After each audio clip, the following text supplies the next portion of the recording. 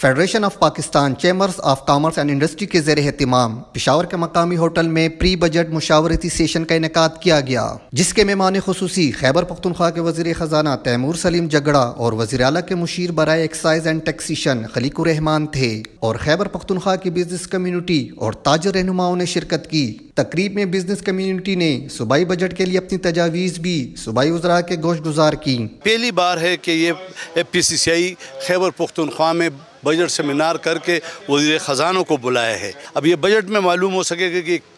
کیا کر سکتے ہیں، لیکن ہم کہتے ہیں کہ سب سے بڑا مسئلہ جو پاکستان کا ہے وہ بے روزگاری ہے۔ بے روزگاری پرائیویٹ سیکٹر ختم کرے گی،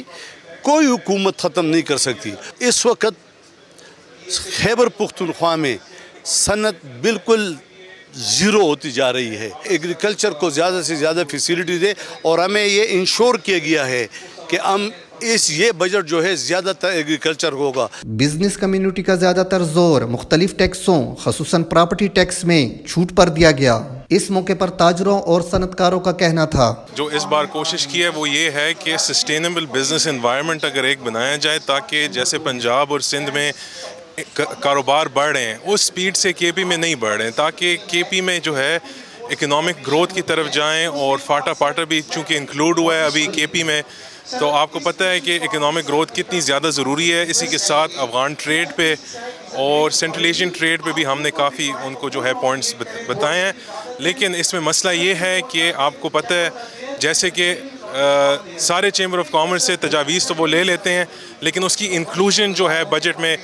10 سے 15% بھی نہیں ہوتا۔ جو اسپیشل اکنامک زون کا انہوں نے افتتاح کیا ہے، یہ ایک بہت ہی اچھے انیشیٹو ہے، بلکہ میں ریکمینڈ کرتا ہوں ہماری جو ادارہ ہے KP ازمک کہ جس پالیسیز پہ یہ اسپیشل اکنامک زون کا انہوں نے افتتاح کیا رشکئی کا، اسی طرح باقی اکنامک زونز کا بھی پورے صوبے میں یہی پالیسی ہونی چاہیے، یہی طریقہ کار ہونا چاہیے، کیونکہ مجھے لگتا ہے اس سے کافی KP جو ہے آگے جائے گا۔ سیشن کے آخر میں تقریب کے مہمان خصوصی صوبائی وزیر خزانہ تیمور سلیم جگڑا کا کہنا تھا، جتنا بجٹ جو ہے وہ مختلف سٹیک ہولڈرز کی انپٹ سے بنے گا،